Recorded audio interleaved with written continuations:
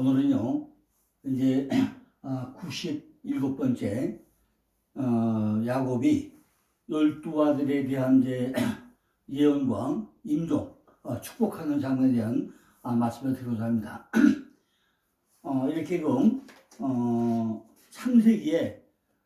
창세기 원어 적용 구속사적 의미를 책을 만들어 가지고 오늘 이제 97번째 내일까지 98번째면요 요 책이 거의 다 끝나게 됩니다. 왜냐면 제가 유튜브를 찍으면서 그냥 말씀을 하는 것보다는 교재를 만들어서 교재를 중심으로 이렇게 말씀을 드리고 나면요, 이 책을 구입한 분들은 성경 이야기가 굉장히 쉽습니다. 왜냐면은 그냥 이렇게 유튜브 소리만 들어가지고 이해를 한다면요, 많이 이렇게 말씀이 혼동될 수가 있죠.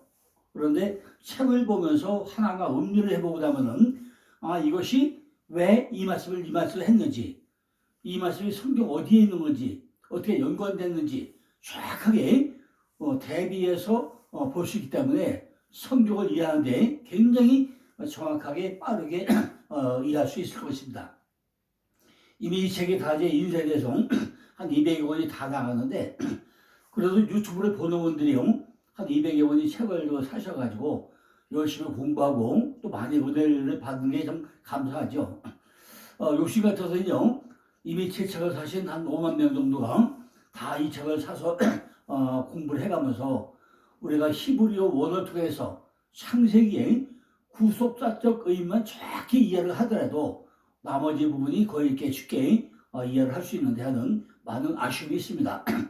이제 내일 마지막으로 요셉이 죽음을 통해서 창세기는 나중에 끝나게 되지만은 창세기에 연관된 것을 한 몇 가지 또 예문 들어가지고 한 100번 끝자에 맞추고 100번째 끝나고 나면은 이제 마시아 통로 1월부터 또 시작을 또 하고자 합니다. 어쨌든 간에 우리가 히브리어 원어를 통해서 성경 말씀을 정확하게 이해하고 목사님들이 말씀에서 말씀으로 전달할 수 있는 이런 기회 되면 좋겠습니다. 오늘 말씀은요, 임종을 당한 야곱이 하나님의 영의 감동을 받아가지고 젖과 꿀이 흐르는 약속의 땅 가나안에서 전개될 이스라엘의 신정사를 하면서 그려보면서 그 12지파의 선조인 12아들이 뭐죠? 바로 말씀으로 세워진 자, 11조 반복, 이것이 12아들이죠. 아들은 세워진 자, 뭘로? 11조의 반복, 그리고 세워진 자, 이거 12라고 하죠. 그 베푸는 장엄한 시형태의 유언을 말씀하고 있습니다.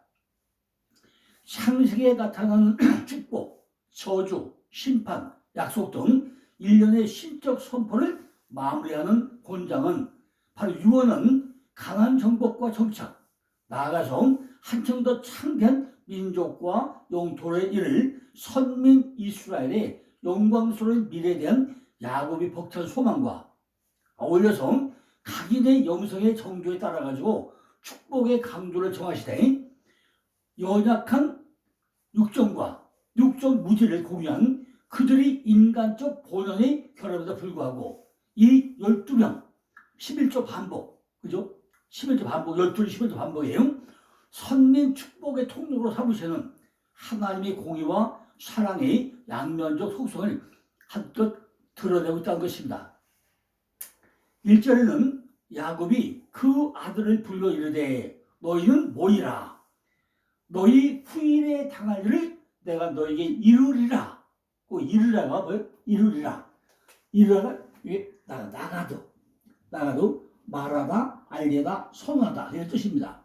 그러면서 야곱에서 이스라엘이 될 자들아 너희는 들으라. 지금 뭐예요? 야곱은 원래 율법이죠. 율법이에요. 그러니까 쉽게 말하면 옛사람이죠. 이제 뭐예요? 바로 새 사람. 복음이죠. 복음을 넘을 자들아. 이거 죽어야 뭐겠죠? 바로 십자가에서 죽어야 산다죠. 살아. 그러니까 야곱의 상태에서 발꿈을 잡은 자에서 이스라엘 하나님의 교로에 이기게 될 자들아. 너희는 들으라. 이 말씀입니다. 이미 우리들도 전부 다 야곱의 상태, 율법, 옛사람, 거독 이걸 입었던 사람들이 십자가에서 죽어가지고 부활되는 뭘 넘어가죠? 이스라엘, 하나님으로 더불어 넘어갈 자들, 그들에게 내가 유언하고 선언하겠다고 합니다. 단지 야곱의 12 아들들에만 이것이 유언한 것이 아니고 임종을 한 게 아니라 바로 누구들에게? 우리들에게 유언을 한다 그 얘기입니다. 이 예언의 말씀은 신약교회를 사는 우리들에게 대한 말씀이라는 거예요. 딴 사람이 아니라 바로 누구? 우리들에게. 이미 우리가 율법인 상태로 야곱의 상태로 살아왔는데 이제는 뭐죠? 예수가 오심으로 인해서 내가 십자가에 달려서 죽어가지고 부활돼가지고 이제 뭘 넘어가죠? 새하늘과 새 땅.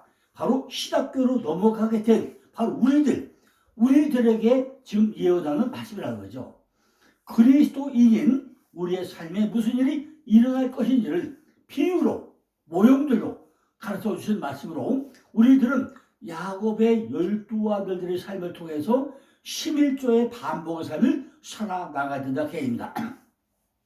제가 이미 여러 번 반복했지만은 말라기서 보고 나면요 하늘의 걸 시험해보라고 그랬죠. 그게 뭐라고 했죠?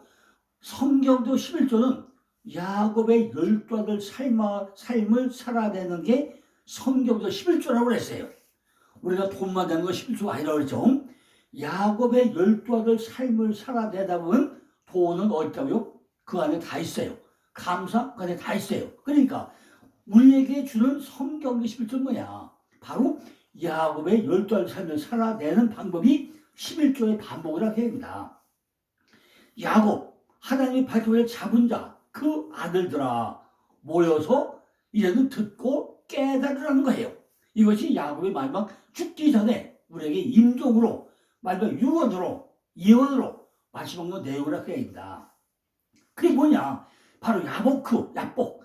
내가 야복 비워진다. 전부 다 비워진다. 야복에서 침례를 받아가지고 뭐예요?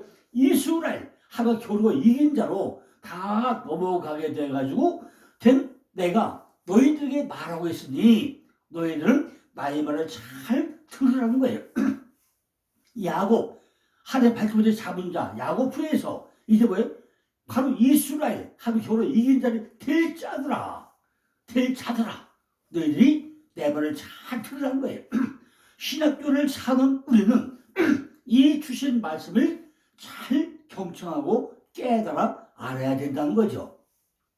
우리들은 십자가 뭐죠? 십자가는 죽어야 산다. 죽어야 산다. 거기서 뭐예요? 침례받고 내가 죽어서 장다 부활되는 게 침례잖아요. 그 침례 받음으로 내가 뭘 돼요? 이스라엘 바로 하나님의 교로 이긴 자가 되잖아요. 그죠? 이긴 자 된 자들아 잘 들으란 거예요. 하나님은 어떤 것은 직접적으로 제가 이랑 손글 다 적어놨습니다. 이렇게 손글 다 적어놨는데 이거를요 지금 제가 말씀드려도 다 이해를 못할 거 아니겠습니까? 그러니까 요걸 크로즈로 시켜가지고요 전부 다 메모놨다가 다 찾아보세요. 어떤 말씀인지. 하나님이 우리에게 말할 때 뭐예요? 꿈을 통해서 여기 보면 창세기 41장 25절이죠. 바로의 꿈은 하나이라. 꿈을 하나님 보여주죠. 이렇게 바로의 꿈은 하나님이 다 어떻게 했다. 바로도 다 꿈을 보여주잖아요. 7년 풍년과 7년 흉년을 보여주잖아요. 그래가지고 야곱을 총삼죠. 예언을 통해서 창세기 40장 1절이죠. 뭐죠? 너희들은 모이라. 내가 다 너희에게 예언하라 그랬죠. 또 선지자 모세를 통해서 신명기 4장 13절이죠. 그 뭐죠? 언약을 반포해가지고 뭐죠? 십계명 두 돌판을 주죠. 또 인간에게 알려줬던 그 기사다 이렇게. 이와 같은 선언들은 그 기원이 신적인 힘으로 하나님의 힘으로 신적인 하나님의 권위를 지니고 있다는 거죠. 신명기 5장 5절 보면은 여호와의 말씀을 들으라 그래. 여호와의 말 들으라. 신적인 계시와 관련된 나가도 말하다. 용법은 특별히 선지자의 언급과 이사야 20장 2절이 뭐죠? 바로 묵시로 그때 말한다는 거죠. 선지자의 역할은 하나님의 메시지를 다른 사람에게 드러내야만 한다는 거죠. 이사야 40장 9절은요. 보라 예언할 일이 이미 이루어졌죠. 보라 내가 너에게 새 일을 보리라. 그래. 나가드의 특징적인 예가 미가서 3장 8절에 말하죠. 오직 나는 여호와의 시조로 말미암아 권능과 공의와 재능으로 세워버렸고 야곱의 허물과 이스라엘의 죄를 그에게 보이라 하고 말씀했다는 거죠. 선지자는 실로 여호와의 입이 말씀하셔서 무엇이든지 간에 예레미야 9장 10절에 뭐라고 하죠?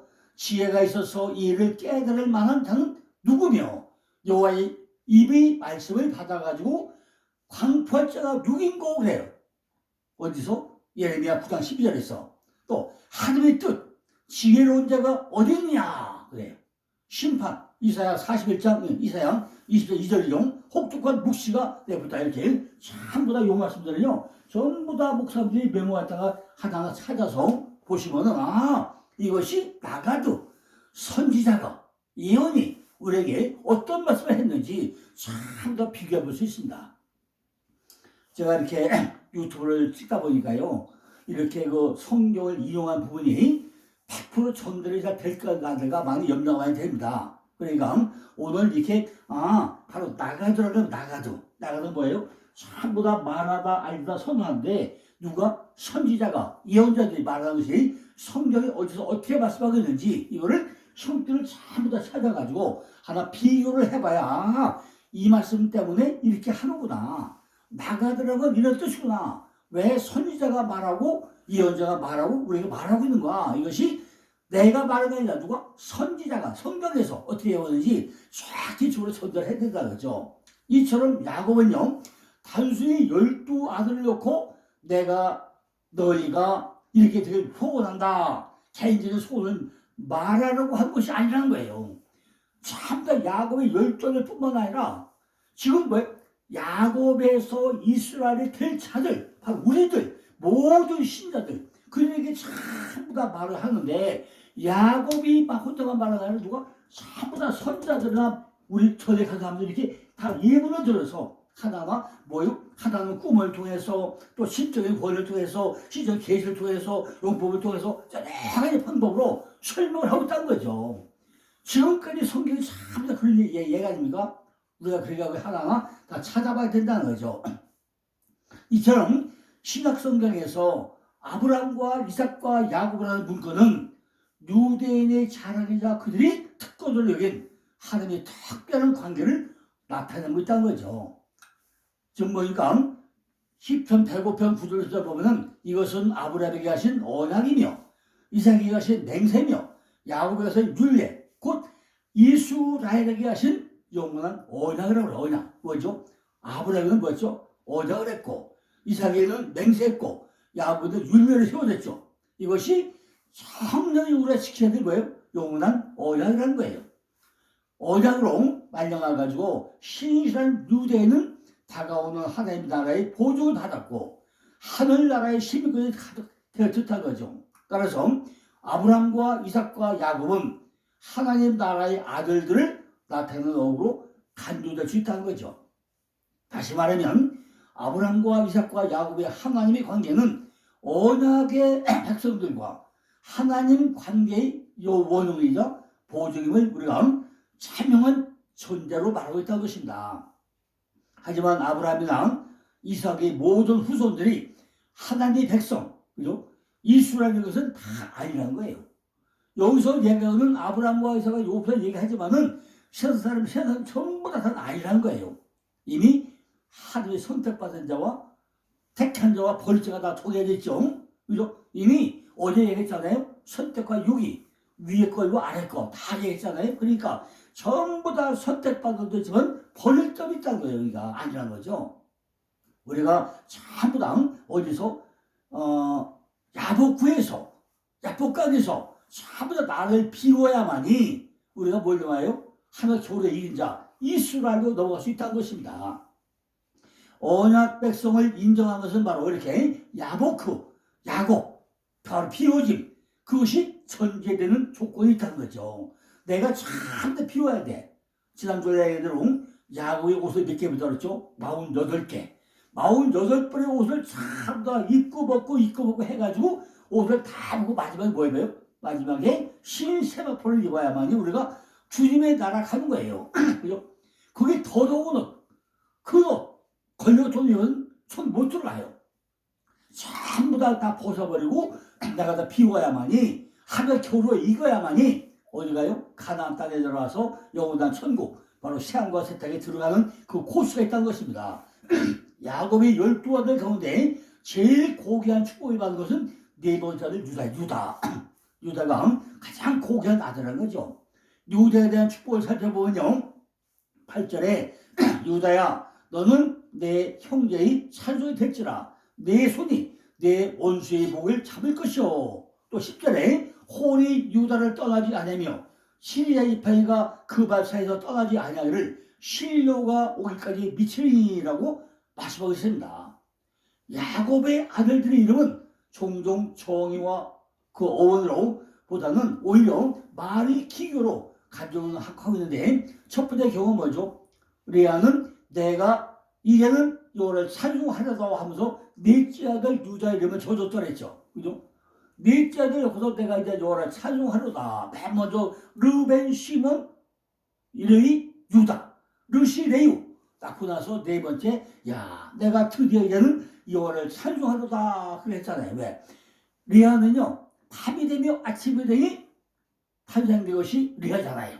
그래가지고 그냥 밤이 됐는데 야곱이 거쳐가니까 누가 나와요? 르벤 나왔고 시몬 나왔고 레위 나왔고 양 나왔잖아요. 일단 얘기하지만 여기 전부 다 뭐죠? 르벤 보라 아들이다.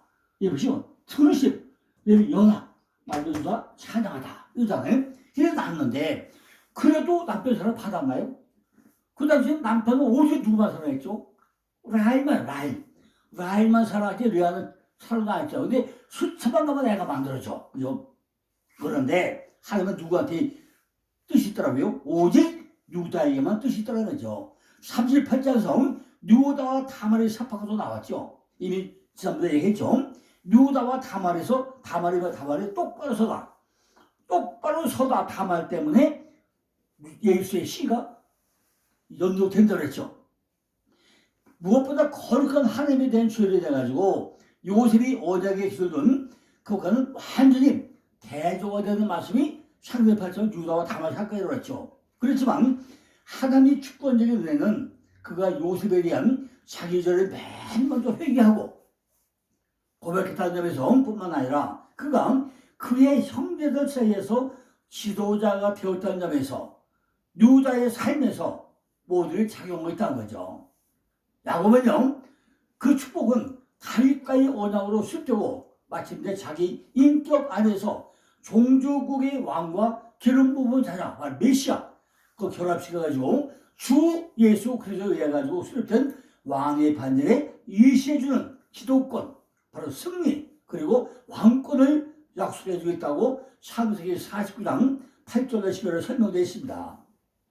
그러나 유다는요 이세아들 다윗이 유다와 온 이스라엘 다스릴 왕으로 기름 부음을 받기까지 뛰어나게 특출나지 않은 한 지파의 이름이기도 했다는 것입니다. 그가 남긴 종교적으로 의미심장한 공헌은 너희 하나님 여호와께서 자기 이름을 두시려고 택하신 곳으로 유다의 영내에 바로 예루살렘을 세웠다는 것입니다. 이것이 신명기 12장 5절이죠. 솔로몬의 배교가 있은 후에 열왕기상 11장 1절 3절 보고 나면 솔로몬이 배교한 후에 하나님은 이스라엘을 여호수아 시대부터 시몬의 영토도 포함해왔던 유다로부터 분리를 시켜버립니다. 비록 선지자들이 아브람과 이삭과 야곱 그리고 모세 그리고 그 시대 때부터 유대인은 언약적 관계에 의거해가지고 이스라엘 백성과 유다의 자손들을 하나님의 백성으로 언급하긴 했지만은 사마리아와 북왕국의 비참한 멸망 이후에 언약적 관계는 오직 유다를 통해서만 계속되어 왔다는 것입니다. 이스라엘이라는 이름은 구체적으로 여호와와 연합한 선민 전체를 가리키는 하나님의 언약 백성에 대해서 사용되고 있다는 것입니다. 그러나 사마리아 멸망 이후에 미가와 이사야 왕 다른 성경 기자들은요, 본래 정치적 이름인 유다를 언급할 때 이스라엘이라는 이름을 사용하고 거죠. 이것이 이사야 5장 7절, 미가서 5장 1절에 나옵니다. 그러나 한 민족으로서 유다는 주전 586년에 전복되기까지 약 100년 이상 더 존속을 합니다. 바벨론 포로 기간 동안에 유다는 비록 다른 본토에 더 이상 백성이 없었지만은 그 기본적인 통일치를 계속해 나간다 해야죠. 이 시기 동안에 하나님 백성들은 특히 스가랴 8장 23절과 다니엘 3장 8절이나 다니엘 3장 12절에서 예후디라고 불려도 있다. 예후디. 바사 시대 동안 본국으로 돌아온 사람은 소수였지만 궁극적으로 두 집단은 하나님의 섭리적인 역사에 참여를 하고 있다는 거죠. 그 땅으로 돌아온 남은 자는 다윗의 출생인 베들레헴에서 태어날 약속의 메시아가 오실 경로가 되고 있다는 거예요. 실로가 누구예요? 실로가 누구죠? 실로는 화평을 가져오는 자, 화평케 하는 자, 그걸 뜻 아닙니까? 실로, 바로 안식을 주는 자, 평화를 만드는 자, 바로 그거는 예수 그리스도를 상징하는 거죠. 즉 예수 그리스도가 오실 때까지 유다 지파에서 홀이 떠나지 아니할 것이며 7일자의 지파가 떠나지 아니할 거라고 이미 예언을 했죠. 실로가 이 지파에 속한다는 것, 즉 그의 자손, 그 약속된 자손 안에서 온 세상이 축복을 받으려는 것이었습니다. 다윗의 때로부터 바벨론 포로 때까지 왕권이 유다에 있었고, 이어서 유다의 총독들도 그 지파 또는 그것과 동등한 레위 지파였다는 거죠. 다윗도 유다 지파였고 예수 그리스도도 유다 지파에서 나온 유다 지파의 사자라고 말하고 있지 않습니까? 그러므로 유다는 가장 고귀한 축복을 받았다는 것입니다. 그러나 야곱의 축복 가운데 가장 많은 분량을 가장 축복을 받은 사람은 단연코 요셉이라고 해요. 요셉. 창세기 49장만 보더라도요, 요셉에 관해서는 장장 5절을 했다고요. 5절. 그죠? 22절부터 29절까지 5절이 할당되어 있습니다. 그리고 요셉에 관한 축복의 말씀을 보면요, 복 혹은 축복을 한다가 7번이나 등장해요. 7번이나 등장을 해요. 야곱이 12아들을 축복한 본문을 통해서 부모된 우리가 자녀를 축복하는 4가지 원리를 생각을 해봐야 된다는 거죠. 마지막 우리가 유언할 때, 책들에 유언할 때 뭐예요? 축복의 원리를 우리가 4가지로 생각해봐야 된다는 거죠. 첫째는 뭐죠? 자녀가 하나님의 관점에서 인생을 보는 눈을 길러줘야 되는 거예요. 첫째 뭐예요? 자녀에게 하나님의 관점에서 인생을 보는 눈을 길러줘야 한다는 거죠. 우리가 세상을 볼 때 인간의 관점에서 아니라 뭘 봐야 해요? 하나님 쪽에서 못할까? 우리가 교회 가더라도요, 내가 하나님을 보는 게 아니라 하나님이 나를 어떻게 볼 것인가? 하나님이 나를 어떻게 평가하고 있는가? 그 부분을 봐야 된다는 거죠. 그죠? 우리가 사람은 서로 다 좋아하죠. 그런데 내가 사람을 좋아하는 게 아니라 하나님이 나를 얼마나 알고 있는지 그런 관점으로 우리가 다 봐야 된다는 거예요. 지금 야곱은 지금 요셉의 인생을 하나님의 관점에서 내려다보고 있다는 것입니다. 아버지 입장이 아니라 하나님의 관점에서 요셉을 보고 있다는 거예요. 요셉 자신도 자기 인생을 이야기할 때 하나님의 관점에서 하나 잘 얘기를 해요. 내가 아니라 내 뒤에 하나님이 했습니다. 하나님 섭리들이 했습니다. 오직 하나님이 했죠. 하나님 은혜입니다. 이렇게 누가 하나님의 관점에서 설명했다는 거예요. 요셉도. 두 번째는요, 우리가 자녀를 축복하려면 현실적으로 하나님과 동행하는 아버지가 되어야 한다는 거예요. 내가 말로만 그냥 예수 믿는다가 아니라 정말로 내가 하나님과 함께 있는가. 말로만 해도 안 된다는 거죠. 말로만 하는 신앙은 절대 안 된다는 거예요. 야곱은요, 하나님과 친밀한 관계를 가지며 동행하는 삶을 살아왔다는 것입니다. 우리가 내 삶으로 하나님과 함께하는 삶을 자식들이 보여줘야 된다는 거죠. 내가 삶으로 보여주지 않으면서 행동을 개뜨리면서 자녀를 예수 믿어라 소용없다는 거죠. 그러니까 내가 삶으로 하나님과 동행하는 삶으로 말로만 해도 안 되고 삶으로 보여줘야 된다는 거죠. 세 번째는 아버지가 자녀를 축복하려면 자녀의 장점과 단점을 전부 다 알아야 되는 거죠. 야, 너 보니까 넌 자식아 이건 너 이러고 막 비평 판단할 게 아니라 그 중에 좋은 점도 그죠? 단점도 있고 좋은 점도 잘 풀어서 우리가 설명을 해야 된다는 거죠. 우리가 자녀 교육에 책도 필요하지만 당근도 필요하다는 거죠. 네 번째는요, 야곱은 요셉을 축복하되 현실적인 일시적인 축복도 중요하지만 영적인 축복을 또 앞섰다. 영적인 축복, 그죠? 네가 복 받아라 이게 아니라 영적인 복, 거기도 관점을 두고 있다는 거죠. 복은 뭐죠? 위로 하늘에 보이고 아래로 온천에 보이고 젖먹이는 복과 태에 보이고 큰 상한 작은 복, 이것이 야곱의 요셉에게 준 복이죠. 그러니까 창세기 49장은요 22절부터는 목사들이 매년 연초에 가정 신방할 때 서문 얘기 아닙니까? 하늘의 위로 하늘의 복과 아래로 온천의 복과 젖먹이는 복과 태의 복과 큰 상한 작은 복, 5가지 복을 어느 집보다 축복 베풀지 않습니까? 이것이 우리 자녀들에도 기도해야 될 축복이라는 거죠. 요셉이 열매 맺는 가정은 예수 그리스도는 자식을 낳는 아들이라는 그 의미예요. 요셉이 가지가 담을 잡았다. 산가에 열매 맺는 가지이고 생수를 흡수해가지고 우리에게 주므로 열매를 맺게 하는 아들이란 거예요.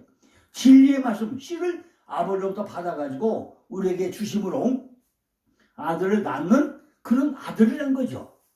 가지가 담을 넘었다는 것은 딸들이 담을 넘었다는 것으로 주님이 별 받들인 우리 성도들이 벽 위로 올라가고 이는 주님의 육체로 모형, 그림자의 벽을 넘어가지고 영적 영역으로 들어가게 된다는 거죠. 즉 천국에 들어가는 자가 바로 요셉이라는 요셉. 천국으로 들어가는 누구라고요? 바로 요셉이라는 거예요. 활 쏘는 자가 그를 학대했다는 것은요, 화살을 쏘아 죽이는 팔, 우상과 모형들을 죽이는 거죠. 요셉의 실체들이 진리신 예수 그리스도를 십자가에 못 박아 죽였으나 요셉의 활, 바로 무지개 언약이죠. 침례 언약이죠. 십자가죠. 그것이 영원히 구하였다는 것은 노아의 무지개나 요셉의 활이나 십자가의 복음을 지금 말하고 있다는 것입니다.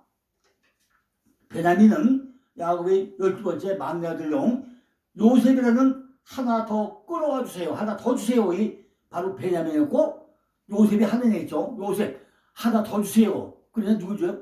베냐민을 주죠. 오른편 선자, 마시바 선자 그 주죠. 그런데 주님이 살을 먹고 피를 마시는 뭐 물어뜯는 이라고 그래요. 여기 보면요.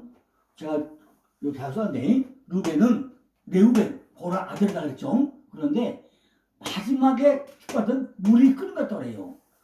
처음에 아들이었던 보라 아들가 얼마나 좋아요. 그런데 마지막에는 물이 끓는 것 같다. 네가 아비의 침을 더럽혔구나. 네가 예수 30년 믿었는데 내 입에 어떻게 불평과 원망과 아비를 침을 더럽히는 이런 말만 하냐 얘기죠. 두 번째 15가를 뭐죠? 15는 들으시고 우리 연합인데 기나 강거들 때 말씀을 통해 가지고 누구 생명으로 죽여버리죠. 이 말씀 빙자죄죠. 그것 때문에 나중에 뭐죠? 이게 재앙 칼이다. 이스라엘도 흩어지라고 해도 어떻게 해죠? 나중에 시몬 족속이 멸족돼버리고 레위 족속은 제사장이 돼가지고 철저한 감옥에 갇혀버리죠. 유다는 뭐죠? 찬양하다. 사자새끼 지도자 다 싫어이죠. 그죠? 바로 어디 신료가 오기까지 바로 유다 집회는 누가 오죠? 예수가 오죠. 단집하는 심판. 근데 나중에 뭐죠? 해빈이 배랑을 해죠. 납작이 뭐죠? 경쟁하다 실망하는데 거기다 나게 되고 갓은 복된 행군인데 뱀과 독사 우상배가 되고 아셀은 기쁨과 행복이고 조사 군대가 되고 이스라엘은 보상받음인데 기름진 식물이 되고 스불론은 높은 거주인데 노인 암사슴이 되고 요셉은 하나님의 더하는 복인데 우승한 가지가 되고 베냐민은 오른편에 선자인데 무릇처럼 이르게 되고 바로 베냐민 편 누가 나오죠? 사울과 사도 바로 나오죠. 그죠? 요거는 제가 나중에 시간도 충분히 내서 따로 한번 설명을 하겠습니다만은 오늘은 시간 때문에 짧게 예문만 드리겠습니다. 이렇게 29절에 보니까 그가 그들에게 명하여 가로되 내가 내 열조에게로 돌아가리니 나는 햇사람 공포 넘어뜨리다 부서뜨리다 바로 에브론 사슴 암양밭에다 굴에 나의 부여조와 함께 장사하라. 아버지가 서는 막벨야굴 거기다 꼭 장사하라고 이렇게 유언을 합니다. 우리들은 반드시 어디 가요? 우리도 가나안 땅. 그 아버지가 400세례상 그 땅, 막벨야굴 우리는 가나안 땅에 있는 그 땅. 그 땅을 우리가 사서 가야 된다는 거죠. 그러니까 우리들은 주님의 은혜와 사랑이 얼마나 크고 놀라운지 우리도 알아야 된다는 거죠. 빼앗은 것은 영원한 양식을 나타내고 움킨 것은 양식을 나타내니 둘 다 뭐예요? 영생을 나타낸다는 거죠. 그러니까 그러므로 신약교회 성도는 베냐민처럼 오른편의 선자, 마지막 선자가 되고 나면은 주님께서 십자가로 만들어준 영생의 양식, 바로 영의 양식, 보혈을 아침에는 먹고 저녁에는 누리라는 거예요. 이것이 마시바로 선자, 마시바 선자. 마시바 선자가 뭐죠? 아침에는 영의 양식을 먹고 저녁에는 그 양식을 누리라는 거예요. 그러므로 베냐민은 물어뜯는 일이라, 물어뜯는 일이. 그죠? 물어뜯는 일이라고 하는 말씀이 바로 우리들 같은 말씀이라는 거죠. 우리들은 주님의 은혜와 사랑이 얼마나 큰지 우리는 감사하면서 살아야 한다는 것입니다. 12는요, 11조 반복이라는 삶을 의미로 야곱의 12아들, 르벤부터 시작해서 베냐민까지 그 이름 속에 내포되는 그 의미의 삶을 우리가 살아내는 것이 성경도 11조라 11조 반복으로 12는 11조 반복이라는 뜻입니다. 하나님의 숫자가 바로 12죠. 12. 반드시 12는 뭐죠? 11조 반복이 뭐냐? 구약에는 야곱의 12아들이 됐다가 12지파로 가죠. 시야곱은 12제자로 왔다가 12사도가 되죠. 이걸 우리가 정확히 이해를 해야 되는 것입니다. 왜 10이냐? 우리의 일생은 11조 반복의 삶을 살아내는 것입니다. 그래서 내가 12아들 세워진 자에서 12지파 그 삶을 사는 자로 갔다가 신약에서 12제자 말씀을 배우는 자가 12사도 내가 생명을 바치는 자 이렇게 바뀌어야 된다는 거죠. 그죠? 이것이 바로 12아들과 12지파가 12제자와 12사도로 바뀌는 거예요. 그것이 11조 반복의 삶이라는 것입니다. 11조의 진리는 하나님의 능력과 신성을 이어서 나타나는 것이고 하나님의 아들들을 반드시 하나님의 신성을 드러내야 한다는 거죠. 축복은 십자가로 무릎을 꿇고 하나님의 영광을 드러내는 것이 바로 십자가 축복이죠. 하나님은 무릎을 꿇는 것만큼 우리에게 축복을 하시다는 것입니다. 우리로 하여금 무릎을 꿇게 하는 것이 바로 뭐죠? 바로 복음이죠. 자, 이제 내일은요, 이제 또, 말씀이고, 구속사도 역전이 요새 마지막 50장에 요셉이 죽음을 통해서 말씀을 또 들을 예정입니다. 오늘도 이렇게 야곱 12아들 축복을 잘 이해하시고, 내일 마지막에 이제 요셉의 죽음이 어떤 것인가, 우리가 구속사적으로 큰 은혜가 될 반드시 기원해 드리겠습니다. 감사합니다.